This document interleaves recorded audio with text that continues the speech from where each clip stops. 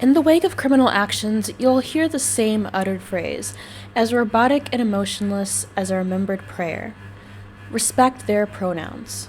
Doesn't matter what the crime is. Doesn't matter how horrible. Chris Chan raped his mother. You mean she? Ezra Miller committed a host of crimes. They go by they-them pronouns. Lil Uzi has a domestic violence charge against his girlfriend. You mean their girlfriend. I'm sure that many of these people mean well, as not respecting pronouns has been equated to physical violence in some circles. However, pretending that sex is irrelevant makes it difficult to point out societal trends. It denies us the ability to describe our lived reality, namely, the pattern of male violence which has continued to plague society. Oppressed groups are frequently placed in the situation of being listened to only if we frame our ideas in a language that is familiar to and comfortable for a dominant group. This requirement often changes the meaning of our ideas and works to elevate the ideas of dominant groups. Patricia Hill Collins. To ignore the reality of sex is to ignore that sex-based oppression is a real and identifiable aspect of life. To pretend that there are no differences between the sexes, in biology or behavior, puts at risk the safety of women and prevents any attempt at equity between the sexes. It denies women the language to discuss their own oppression and prevents identification of gender-based problems. And of course, even playing along further validates an ideology which positions gender nonconformity as proof of being a different sex, presents stereotypes as gender essentialism, and defines womanhood and manhood through willful compliance to gender roles. Colin Wright details the harm in participating in pronoun circles in his article. When asked, "What are your pronouns?" don't answer. While playing along in academic or professional settings may at times seem like the best way to keep the peace, it helps to normalize a regressive ideology that is inflicting enormous harm on society. A recent New York Times piece refers to men, women, and gender nonconforming people as though gender nonconformity were incompatible with being a man or a woman. So when someone asks for your pronouns and you respond with she, her, even though you may be communicating the simple fact that you're female, a gender ideologue would interpret this as an admission that you embrace femininity and the social roles and expectations associated with being female. While women's rights movements fought for decades to decouple womanhood from rigid stereotypes and social roles, modern gender ideology has melded them back together. Far from an innocuous act signaling support for inclusion, offering your pronouns serves as an implicit endorsement of gender ideology and all of its radical tenets. In addition, doing so has a tangible effect on the experiences of women and makes it difficult to verbalize and fight against abuse. Take, for example, a man in Spain who beat his female partner for opposing his transition, who has avoided charges of gender-based violence by legally changing his identification to female and adopting a woman's name. The couple, who are in their 60s, had been together for 11 years, but it wasn't until 2020, according to Carmen, that Manolo began pressuring her to participate in his sexual fetish. Due to Carmen's unstable financial situation, she was unable to move out of the home and into her own residence following Manolo's revelations. Carmen had attempted to end the relationship, instead telling Manolo that she would support him as a friend, but it was at that time that the man became increasingly abusive towards her. Manolo would often attempt to get into bed or the bath with Carmen without her consent, molesting her and verbally abusing her. Carmen then attempted to create a space for herself within the residence by putting a padlock on her bedroom door while she was out of the home. On August 15th, Carmen came home to find her padlock ripped off and her possessions destroyed after Manolo had broken in while she was visiting her grandchildren. An argument broke out between them, which culminated in Manolo violently assaulting Carmen. Carmen went to the hospital and called the local Cantonian police squadron to file a report, only to discover that Manolo had changed his legal gender identity months prior and therefore could not be charged with gender-based violence, a specific charge which exists in Spain to classify male violence against women. Instead, Manolo could only be charged with domestic violence, which is a broader criminal category which removes the sex distinction. Gender-based violence charges provide the female victim specific protections and resolutions which can impact divorce or separation proceedings, custody, and other important factors. As a result of Manolo not being charged with gender-based violence, the court could not provide Carmen with a specific protection order and will not remove Manolo from the home. It is because of this reason that there has been a recent rise in rape by female perpetrators. Regardless of its colloquial use, rape in law refers only to penetration by a male organ. It is by definition a male crime, and it is impossible for a woman to rape another woman by that definition, as women do not have penises. It's become almost common for predators to use gender orientation to hide from their sexual crimes, be it by getting shifted into a female prison or merely hiding socially from being easily identified. Another example of this can be seen in Dundee, Scotland, where a predator with a lengthy history of sexual violence directed towards young boys has been released into the community and is apparently living under a new feminine identity.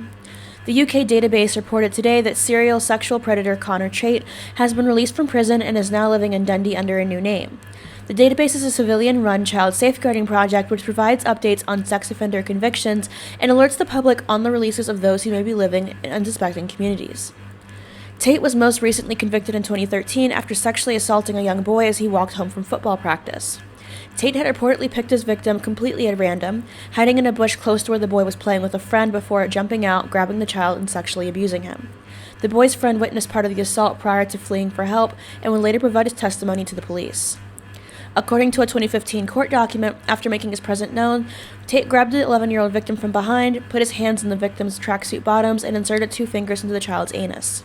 The victim managed to break free after hitting Tate in the face, and reporting the attack, both of the boys described Tate as donning a fake tan, eyeliner, earrings, and brightly dyed hair. Authorities were able to immediately locate Tate following their report and arrested him just hours after the attack. During the trial, the presiding judge called Tate disturbed and stated his crime had been one of the most horrible I've had to deal with in the course of almost 20 years of sitting here. Tate had 2 previous convictions for sexual offenses on young boys prior to the 2013 assault, but details on the crimes, as well as whether he had been handed any prison time for them, are sparse. While Tate was a registered sex offender, he had apparently been poorly monitored by authorities at the time of the most recent attack, with the court admitting the lack of care had been concerning. In 2014, Tate was handed an 8-year extended sentence, but was sent to a psychiatric hospital shortly after his conviction. Tate had been straightforward to an attending psychologist about his sexual interest in young boys, and the court warned that Tate was at extremely high risk of reoffending if he were allowed to re-enter the community at liberty. But in 2015, Tate's custodial term was slashed to 3.5 years, after part of his sexual assault conviction was overturned on appeal. In an announcement published on Facebook, UK Database informed its readership that Tate was now free from prison and has assumed the name Connie Duncan. Tate has established a Facebook page under the identity where he advertises house cleaning and dog walking services in Dundee. A similar risk occurs by validating the stated personal identities of predators over their actions. When one places emphasis on the value of identification over physical reality, it becomes easy to use, such as in the case of Tress Smith, a non-binary British sailor who was cleared of his charges of sexual assault based on the argument that his demisexual identity made it impossible for him to have committed the crime. The charges stem from a summer incident in which Smith was reported after non-consensually kissing, licking, and grinding up on a fellow serviceman. The alleged incident took place at the Royal Navy Air Station Yeovilleton in Somerset. Smith was said to have circled behind the alleged victim, grabbed him in a tight embrace, and thrust against him to the point that he could feel Smith's penis against him. Smith also kissed him on the neck for what the alleged victim reported felt like a lifetime. Despite the complainant's testimony being supported by a witness, a female sailor, Smith told the court he could not have assaulted the other sailor because he was demisexual. I am demisexual with emotional requirements. It is on the asexual spectrum. The fact is, I am demisexual. Sexual urge isn't something that comes easily with my own fiancé, let alone a colleague. Smith suggests that his sexual identity made it so that he could not have sexually assaulted anyone unless he had a strong emotional bond with them.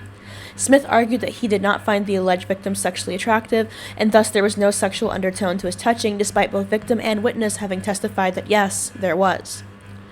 Beyond the impact that denying gender has on crime and in supporting gender ideology, continually bringing up your gender, such as in academic situations where it's become common to pronounce your pronouns in every class, at every club meeting, or place of conversation, likely contributes to a decrease in performance for women.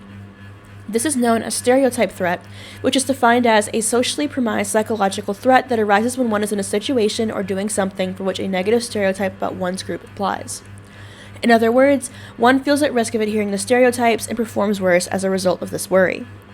The most well-documented outcome of experiencing stereotype threat is diminished test performance. According to stereotype threat theory, when tested on a domain in which one's group is stereotyped as a poor performer, for example, a woman testing in math or spatial ability, one becomes concerned about a possibly poor performance seeming stereotype confirming in one's own eyes or in the eyes of others. Paradoxically, test performance is thus diminished, perhaps as concerns about stereotypes disturb one's concentration on the test or increase the test taker's anxiety.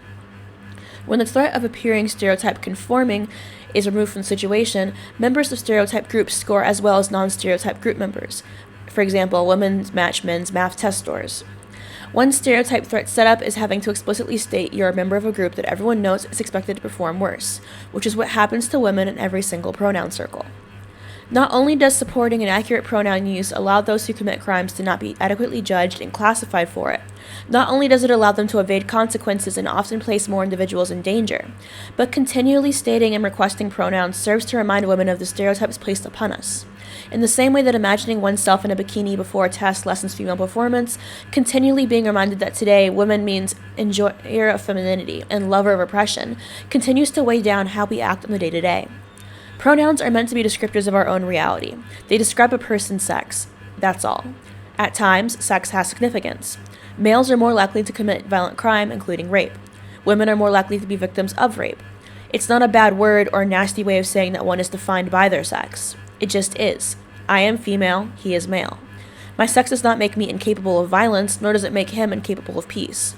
But it does alert to a pattern of behavior that might tell me to continue upholding single-sex spaces, because how can any of us know for certain which men will and which won't continue to follow that pattern? This, dear viewers, is where we part. I have been trying to eat sushi in between doing this script. This is one that's interesting to me because I hear in one of my most recent videos, in the comments section, I've gotten a lot of comments of either A, be nicer, which we will have a video on tone policing, because I'm sorry, you do not get to police the tone of how I describe my own oppression. And 2, people would say, well, you can criticize Jesse Gender, you can criticize whatever other dude in a dress that I also criticized, but you need to use the correct pronouns, because then people won't listen to your message as much, because you're being mean, because it's cruel. And to that I say, I'm not going to dilute my message so that people might listen to me a bit more. That doesn't make any sense to me, because either you have an open mind and you're willing to listen to what I'm providing, which is commentary and facts. I provide facts and sources to back up my arguments. And even in the videos where I'm having fun with it, like where I'm watching TikToks or criticizing, I'm using arguments that are based on rational thought, which you can follow. If that's not compelling enough for you, then me deciding to use pronouns that you agree with isn't going to change anything. Your support is conditional, and to be honest, I'm not doing this for your support. I'm doing this to educate, not to persuade. And this is one topic that I think is important to educate on. Using pronouns is not just a matter of, oh, it's being nice, it's playing along. That's how we got to where we are now. We played along, we said we were nice, we wanted to go ahead and just, keep the peace, and so we used the pronouns. And then we lost single-sex spaces, we lost sports, we lost bathrooms, we lost rape shelters and homeless shelters. We lost so much because we started with letting them have that inch. That inch is not an inch. That inch was really a mile. And I guess some of us didn't see it back then, but that's what it was. And I'm not willing to continue giving away inches even while I'm criticizing the rest of it. That's stupid. If you guys have any comments, questions, or concerns, please leave them down below. And I'll see you guys next time. Bye.